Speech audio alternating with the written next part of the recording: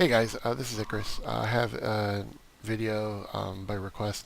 I've received quite a few questions around how to set up your sites or how to set up the bot for Shopify sites, which is pretty much what you're going to do majority of drops.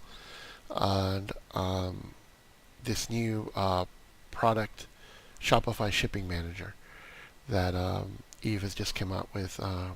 Today's April 29th. They just released this. So it's pretty cool. So if you have Eve AIO, make sure that it's updated to at least 7.24. I'm going to talk about how to set up a Shopify site. If you know how to do that and you just want to talk about Shopify Shipping Manager, well, that's the first thing I'm going to talk about. And hopefully this isn't too long and boring, and we'll help you guys out. So Shopify Shipping Manager is the first thing you want to do after, of course, you've set up your proxies and your profiles. And what you can do is quite a few things. You want to go ahead and calculate your shipping before you actually are going to purchase the item. It's going to speed up your checkout process just a little bit. So the way you do that is that the simplest way is you grab a product link. So here's Union LA. I've taken off the variant, just a normal one. I'm going to type in Union. You're going to select the website. So in this case, Union Los Angeles. And you want to select a profile, a testing profile. You don't want actual billing information, but you want an address that's like right by your shipping location. So if there's any regional variation, you capture it here. What they've added in Eve is the ability to add a login. Some web pages require you to have a login to get through. I believe like Undefeated. You can provide a proxy information if you want to, and you can put manual shipping rate text. And I'll talk about that here in a second. But here we go. We're going to go ahead and calculate our shipping rate. And it's going, and it's been added. And we know this is correct because Union, for any orders over $100, they are offering free shipping. If I come here and I select shipping and returns, they're free as shipping over $100. So we know that's right. If you want to see what this manual shipping rate text can look like, here's an example of a shipping text that's provided by the EVAO Discord. If you have a cook group, I reach out to them and figure out how to make this string. This is specific to the site, the shipping method that they're using, and the rates. So it's not too straightforward, but it's there. This is very beneficial for sites that have password pages that you can't add a shipping rate by running something like this. Alright, so the rest of this video is just going to talk about how to make Shopify tasks. So here you go, add task. First thing you want to do is you want to give it a name. So let's call this direct, because I'm going to show you 3 different variations on, or actually 4 different variations on how to do that, even though you only see three things here. We're going to select a testing profile for this. Proxy list, I'm going to select a predefined stuff that I have running. With Shopify sites, you can use all the Google Cloud proxies that I show you how to do. You can run that. I just don't have them up and running at this moment. And I just have these for some Supreme stuff that I was doing. So we'll just use this for now. And we're going to use this Union Los Angeles as an example. Select shipping. You don't need a login for this site. If you do, like Undefeated, you'd put your information here. And here, we're going to put a direct link. Oh, that's not the direct link. This is a direct link up here. We'll leave credit card. It's the best way to do this. You can do PayPal for certain sites, but leave the credit card automatic. Now, you'll see I've spoken this in other videos. By default, legacy mode is turned on. You're going to want to test this against different sites, but we're going to want to leave this off for majority of the sites. Force CAPTCHA. If you know CAPTCHA is being used, you can turn this on to speed up the CAPTCHA process to come to you. We'll just leave this off for this site, and then we're going to go to General. You're going to want to then put any sort of size. So by default, it's going to pick random. I'll pick anything that's available, but let's say I'm interested in a certain size. I can do 10.5. I can do multiple sizes. Put a hashtag, you put 11.5, and you can pick random if that size isn't available, if you want to. Turn that on or off. Price check is actually really good. I recommend it. I've seen this barely impacts your checkout process, so go ahead and do it. So in this case, it's 160 for the product that we're going for, maximum 160. So that means this is the exact item that we want. This is really good if you're running keywords and you don't know what you're hitting. So in a direct link, you may actually want to turn this off. And then you're going to want to put your retry delay. Your retry delay is how often you want to hit the site. If you hit the site too much, you're going to get banned. So the way you calculate this out is you look at a number. Let's say you don't want to hit the site more than 3 seconds. So you take 3,000 for the 3,000 milliseconds, because this is what the units are, 3,000 milliseconds, and you divide it by the number of proxies you have divided by the number of tasks.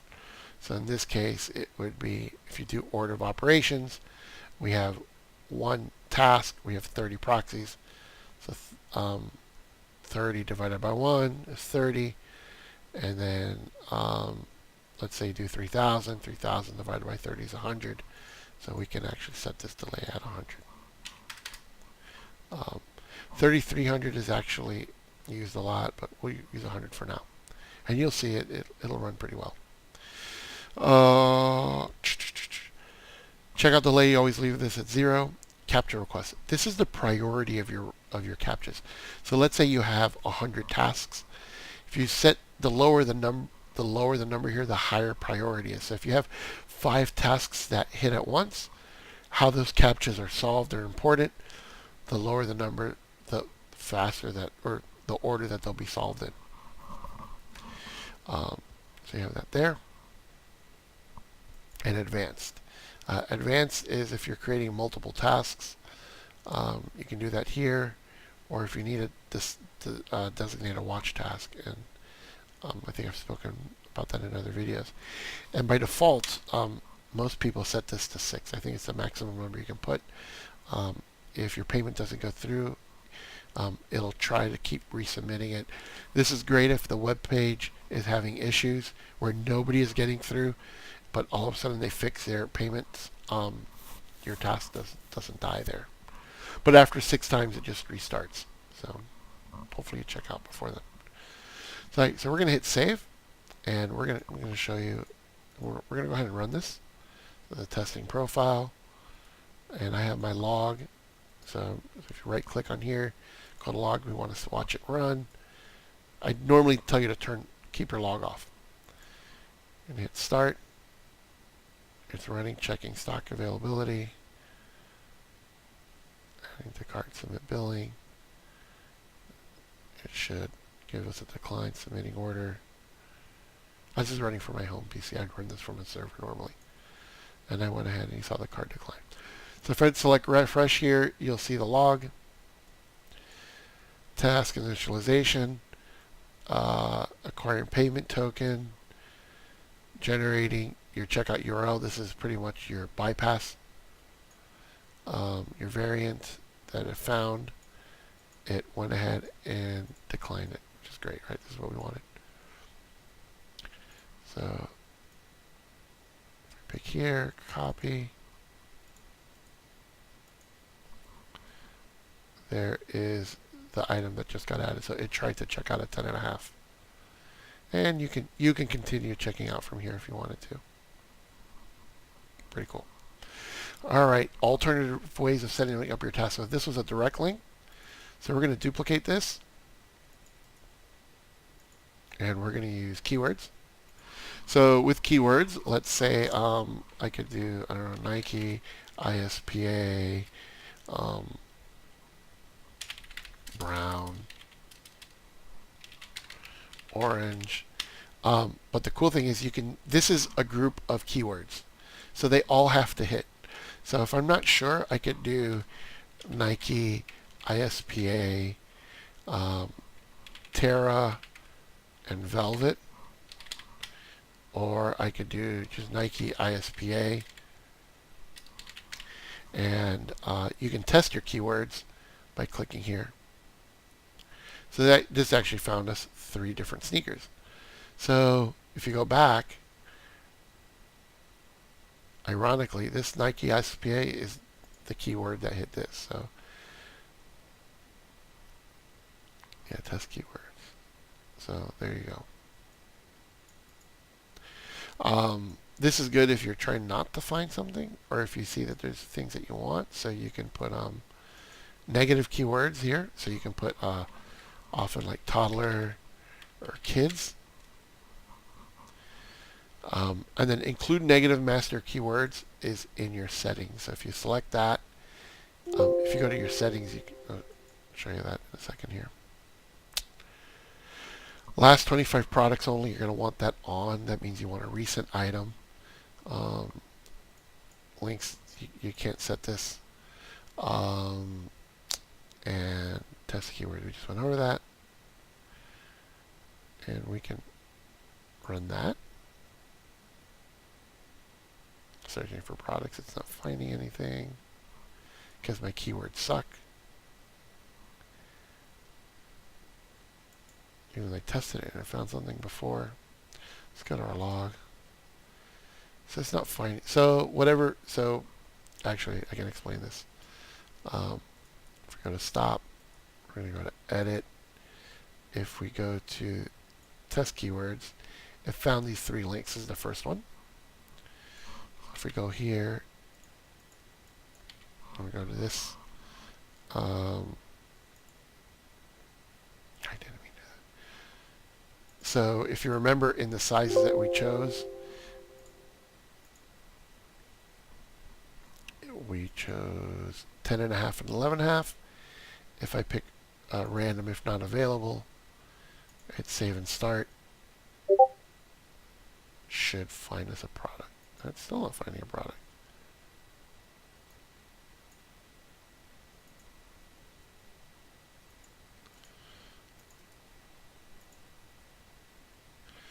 Interesting. It should have picked that up. Let's stop. Let's duplicate this. Delete this first one. And we're going to go back to edit. Pick random if not available.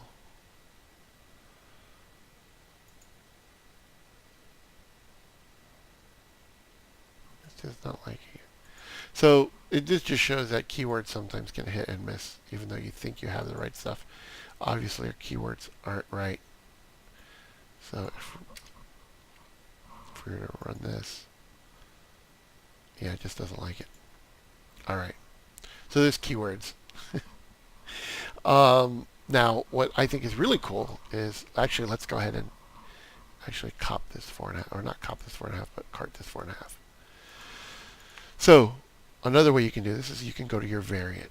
So you can put let's call this a variant. This is considered to be a pretty fast method. We're going to put testing, cookie, Shopify Union Los Angeles, Union, and we're going to put variant. The variant is that number that I grabbed up here. See, variant equals.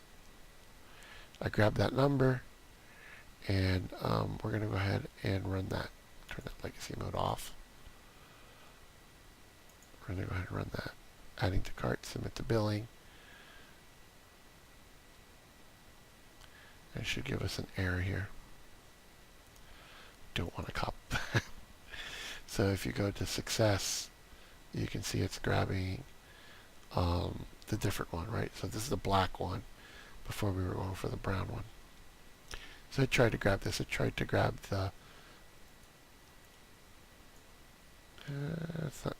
me everything.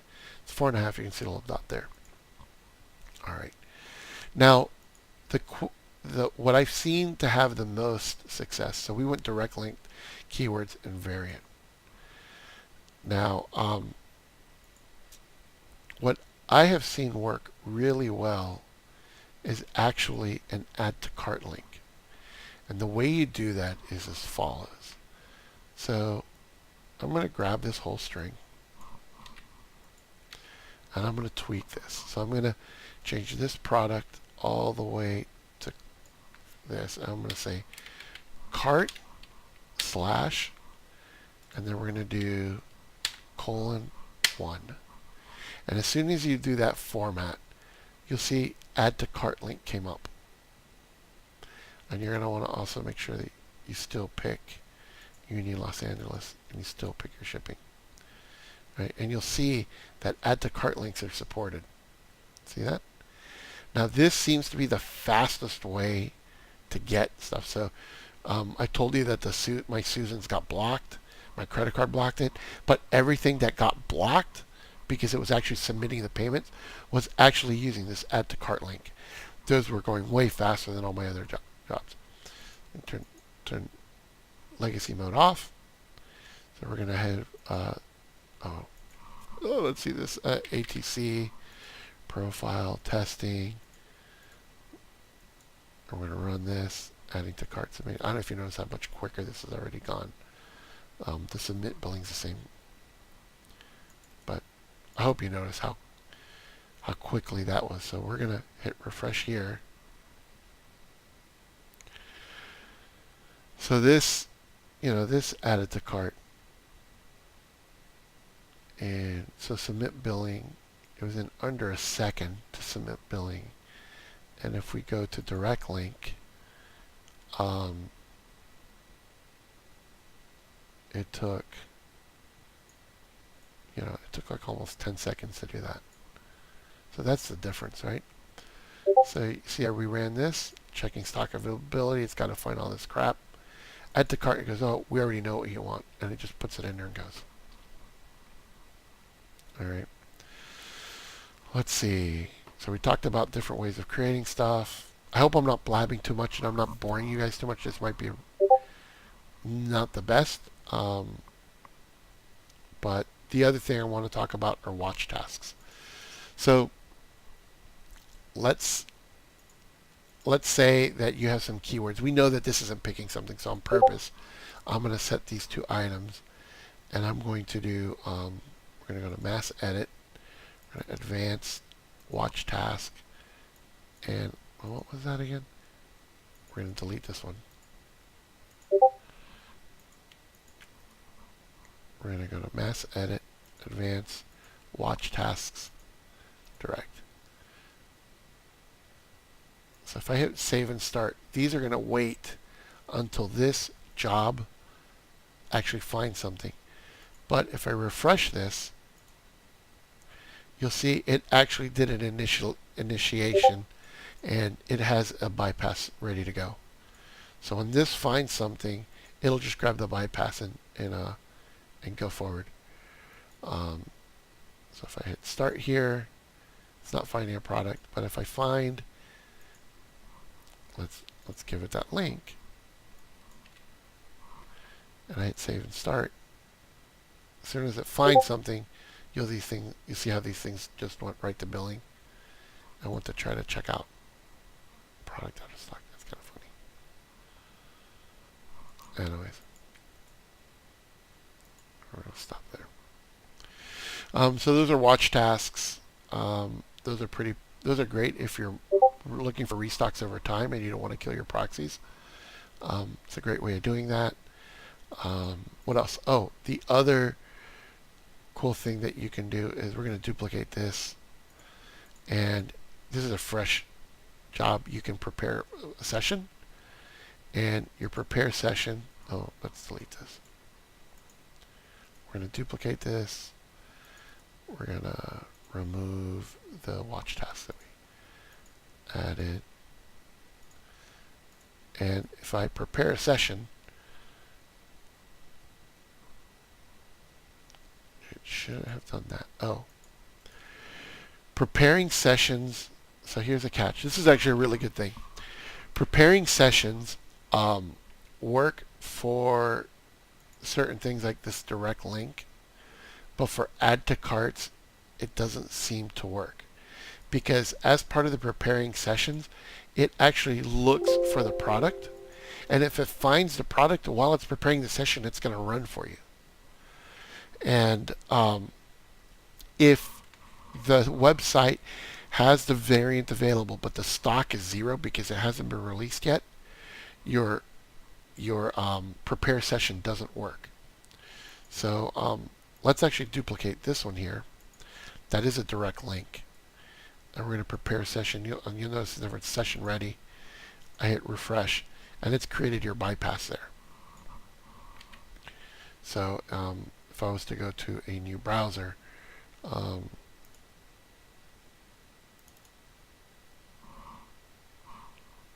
let me grab something over here. Oh, there we go. Well, it's empty, but that was my bypass. Don't know if that helped you. Anyways, it's a great way of creating bypass links, but it actually is kind of the way you do it, right? So manually you do bypass. Bots are doing bypass, the same thing.